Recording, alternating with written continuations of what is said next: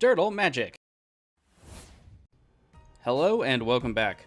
You can follow our post on Twitter and Facebook at DirtleMTG to stay up to date on our latest videos and other posts, and you can join a more robust discussion about Casual Commander at our blog, thedicebag.blog.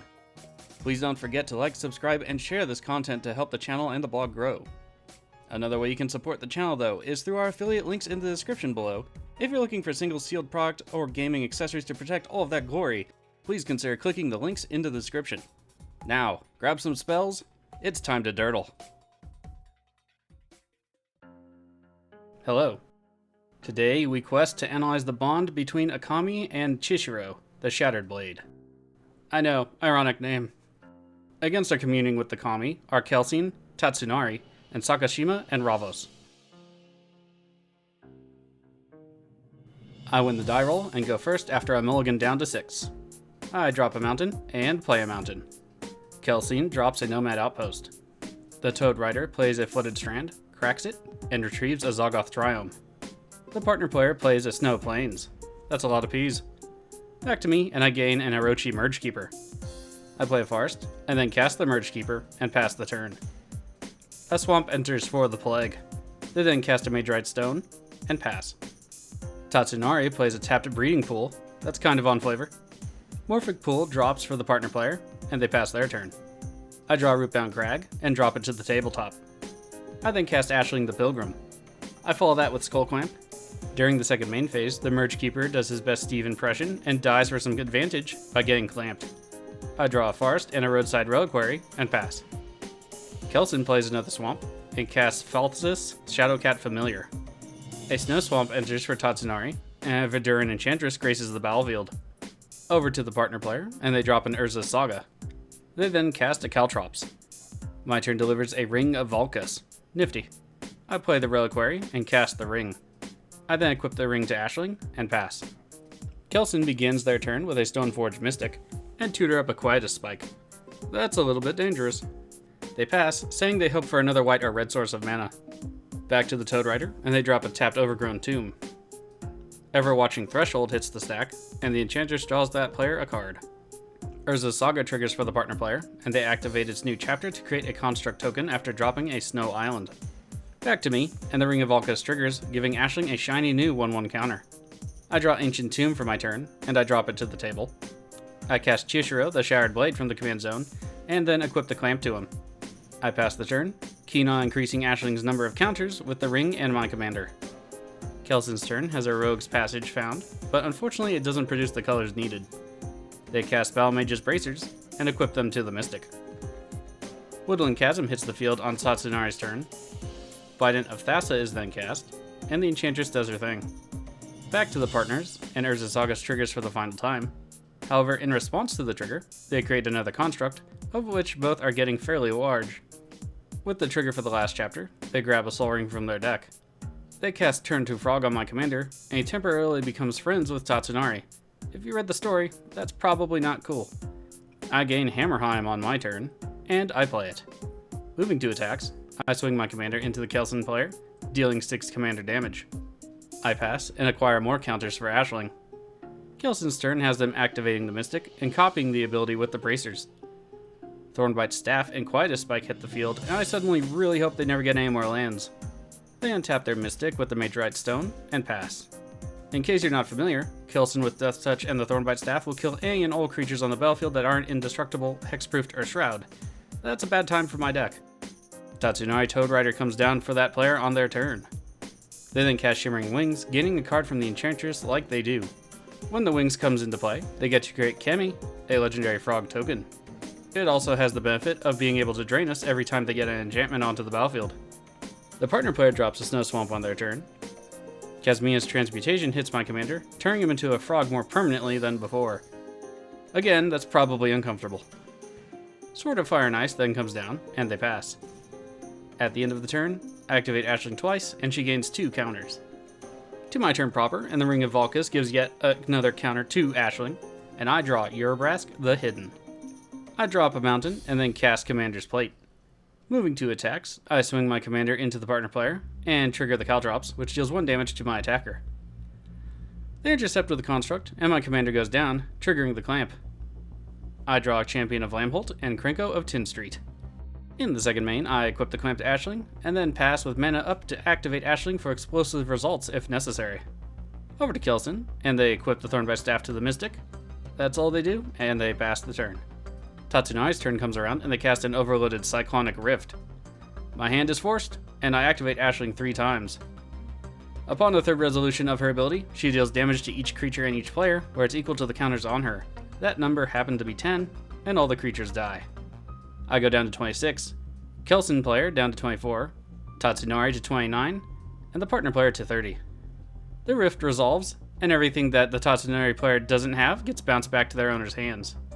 To the partner player, they cast their Soul Ring, and follow that up with a new Strionic Resonator. Caltrops comes back down, and they pass the turn. My turn has me get a Command Beacon. I drop a Forest, and then cast Urabrask the Hidden for some haste. Krenko then hits the field, followed by Commander's Plate.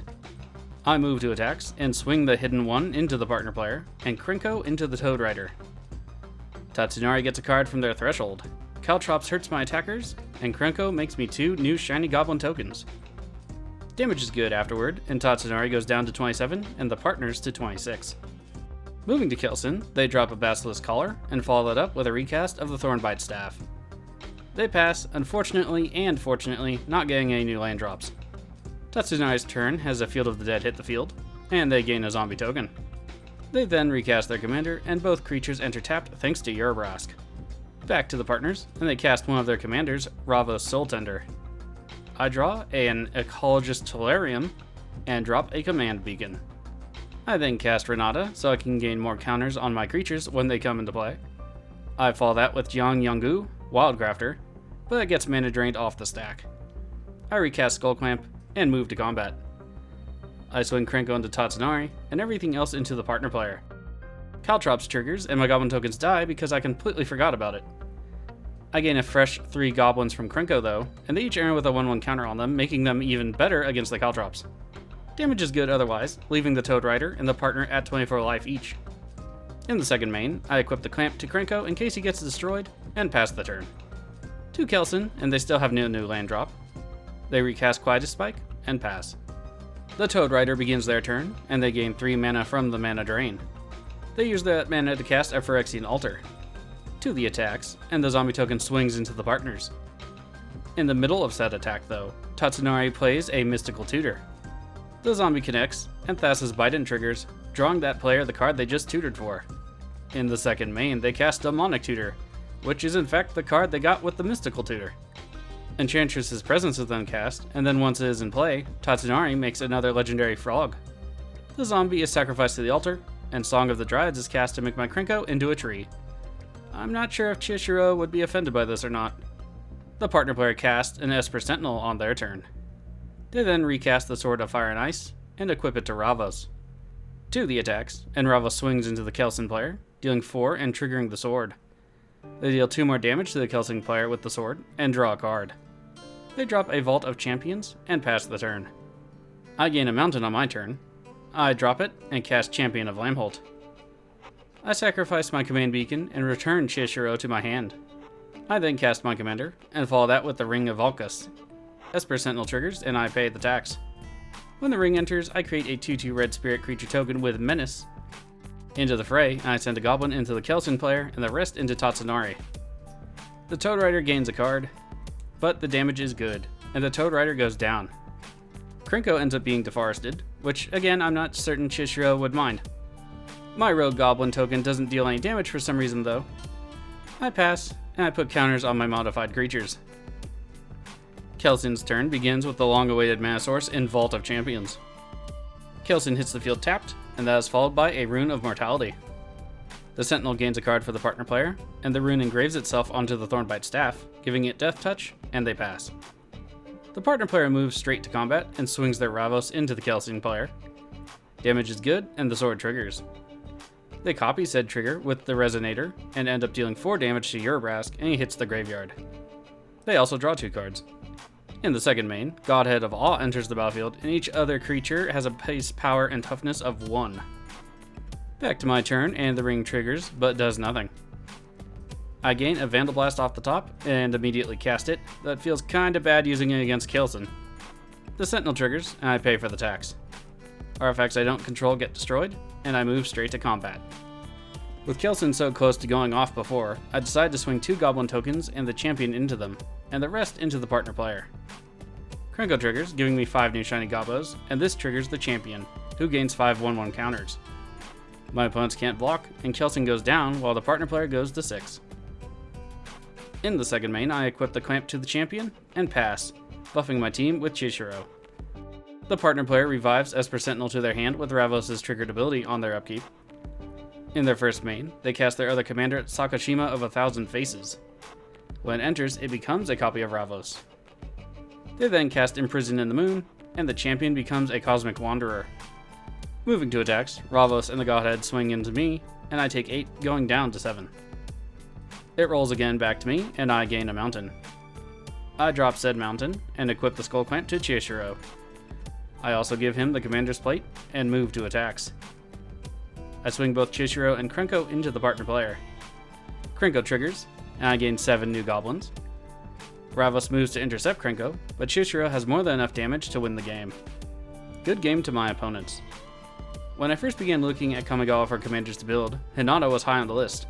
However, Chishiro has been surprisingly interesting for a red-green Smash commander, with a careful balance needed for the deck to function, with enough crossover for when things go wrong. I do feel for the Kelsien player being mana screwed the entire game, and the top deck Vandal Blast was probably brutal. I do appreciate that they stayed the whole game though, because they were 1 land away or 1 Urabrask away from gaining stability and murdering the entire board. Thanks for tuning in to another casual commander game here on Dirtle Magic.